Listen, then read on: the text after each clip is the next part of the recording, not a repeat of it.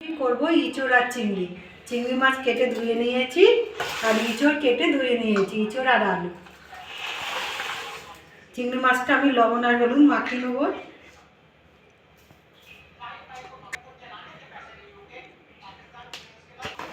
মাখিয়ে নেব,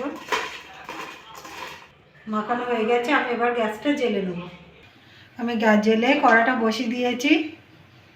কড়াটা গরম হয়ে গেছে, আমি এবার সরষের তেল দিয়ে দেবো।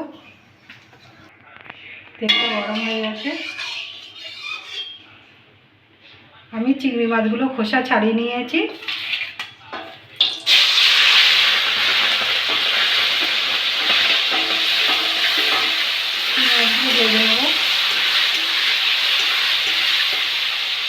চিংড়ি মাছগুলো ভাজা হয়ে গেছে, আমি এবার তুলে নেব।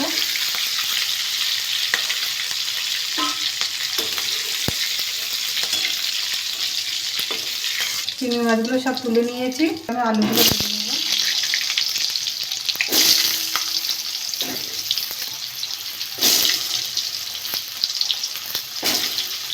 লবণ দিয়ে দেবো, হলুদ দিয়ে দেবো।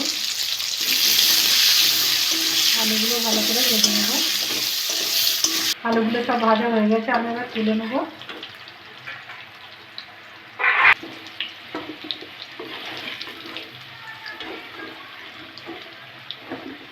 সব আলুগুলো তুলে নিয়েছি, আমি ইঁচড়গুলো ভেজে নেব।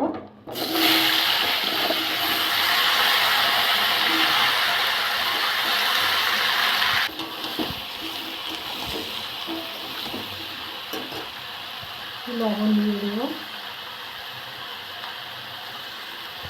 একটু হলুদ দিয়ে দেবো। ইঁচড়গুলো ভালো করে ভেজে নেব। ইঁচড়গুলো ভালো করে ভেজে নিয়েছি, আমি এবার ঢেলে নেব। কড়া বসিয়ে দিয়েছি, কড়াতে আমি একটু সরষের তেল দিয়ে দেবো।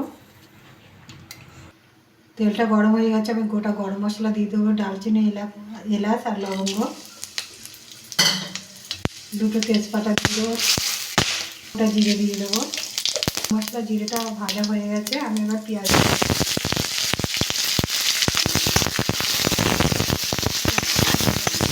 পেঁয়াজটা একটু ভাজা ভাজা হয়ে গেছে, আদা রসুন বাটা 1 চামচ দিয়ে দেবো।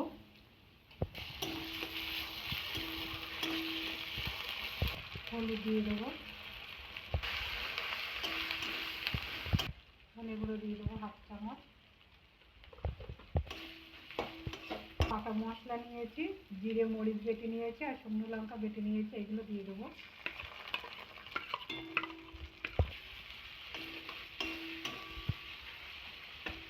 টমেটো দিয়ে দেবো, আর মতো লবণ।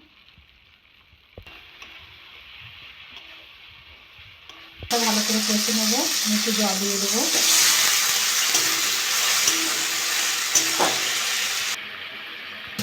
মশলা দিয়ে তেল ছেড়ে গেছে, গ্রেভিটা খুব সুন্দর হয়েছে। এবার ইঁচড় আলুটা দিয়ে দেবো, ভালো করে কষে নেবো।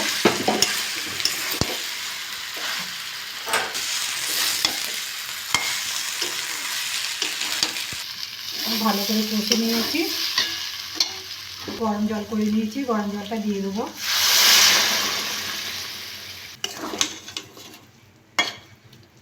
আমি একটু চিনি দিয়ে দেবো।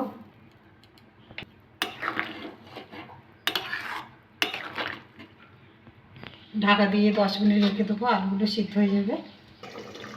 10 মিনিট আমার হয়ে গেছে, আলুগুলো সিদ্ধ হয়ে গেছে।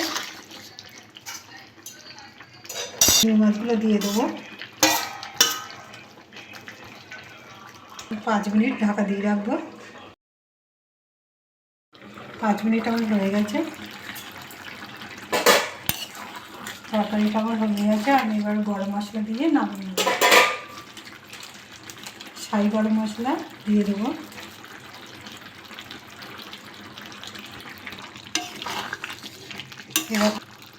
এবার তরকারিটা নামিয়ে নেব।